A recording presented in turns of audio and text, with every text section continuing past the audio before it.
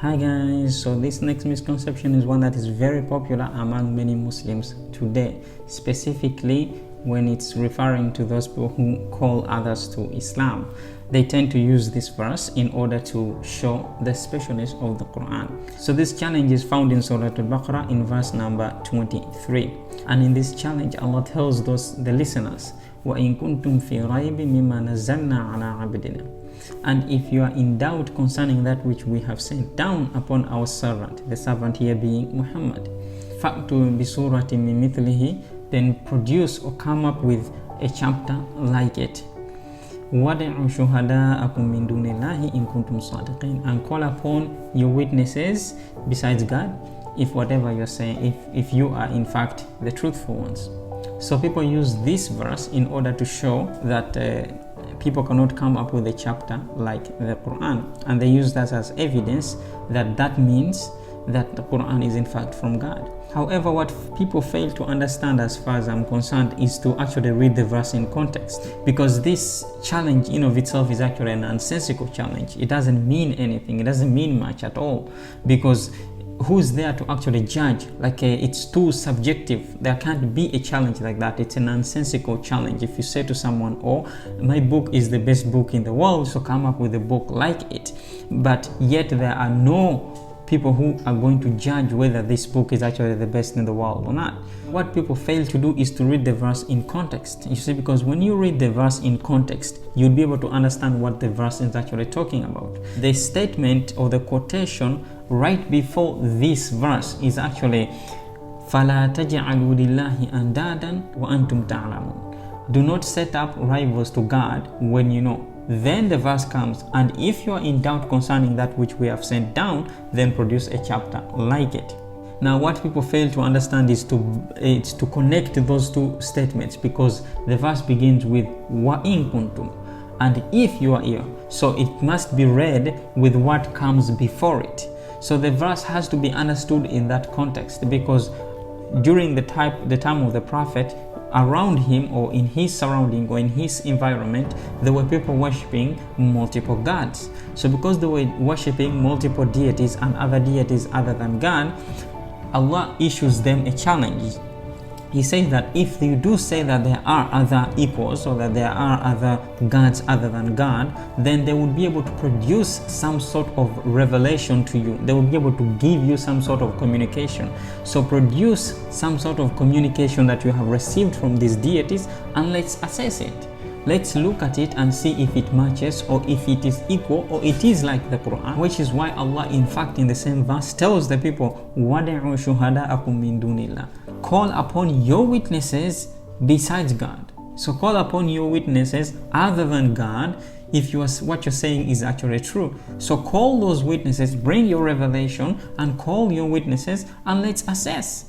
And let's see if what you're saying is actually true. Bring these gods that you're claiming that exist other than God. And because there exists no other deity, no other God other than God, and Allah knows this, which is why He follows that up with فَإِن لَمْ تَفْعَلُوا وَلَنْ تَفْعَلُوا. And if you are not able to do it, okay, and you will never be able to do it, that's why Allah follows it up with that, is that if you are not able to do it, you're not able to produce any revelation from these other deities, وَلَنْ تَفْعَلُوا, and you will never ever be able to produce such evidence. You will never be able to do that, because Allah knows there exists no other deities other than Him, and because there is no other deity, they will never ever produce a revelation from those deities, and they will never ever call them as witnesses. It's not talking about the specialness of the Quran, or that the Quran, its syntax is perfect and all this, and its grammar and all that. It's not talking about that. It's merely telling people that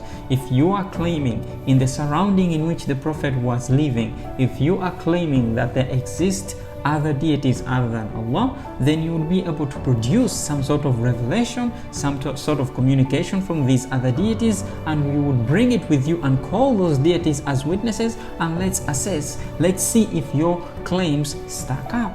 Now this verse is of course repeated in two other places within the Quran.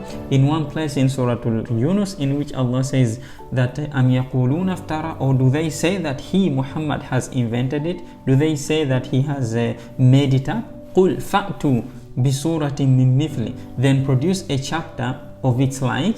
Okay, وَدْعُوا مَنِ اسْتَطَعْتُم مِّن دُونِ اللَّهِ, then call upon all those whom you can call upon other than God. In kuntum sadiqin, if in fact you are truth. All these verses have this statement: call upon all those other than God. Call upon all those other than God. Then the other verse is found in Surah Hud, in which Allah says that am yaquluna iftara, or do they say that Muhammad has invented it? Qul fa'tu, tell them, fa'tu, then bring forth, produce, قُلْ فَأْتُوا بِعَشْرِ سُوَرٍ مِثْلِهِ مُفْتَرَيَاتٍ, that then produce 10 chapters of its like, مُفْتَرَيَاتٍ, that have been invented.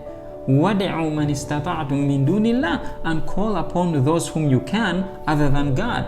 In kuntum sadiqin, if what you're saying is in fact the truth. So this verse is talking about those people who used to worship multiple deities other than God, and those people who used to claim that there exists other gods other than God. And because of this, Allah tells them that these deities would be able to produce some sort of communication with you, some sort of revelation with you. So produce that evidence, produce that revelation that they have. And if you cannot produce a whole revelation, then simply produce simple chapters. Produce 1 chapter, produce 10 chapters from these revelations, from these communications that these gods have given you. This is how this verse is supposed to be understood. It's not supposed to be taken out of its context and used as evidence against other people. To be honest, it makes us look silly. It makes us look like we don't know what we're talking about. And most people don't know what they're talking about when they say that produce a chapter like the Quran. You hear it so often from people who don't even speak Arabic, who don't even know the Arabic of the Quran, and still they're comfortable saying, oh, produce a chapter like the Quran. Like, that doesn't make sense. You're telling people to produce a chapter like the Quran, and yet you don't even speak the language of the Quran. And we'll continue to have a fantastic night, and I'll see you in the next video, in which I explain more on these misunderstood verses of the Quran.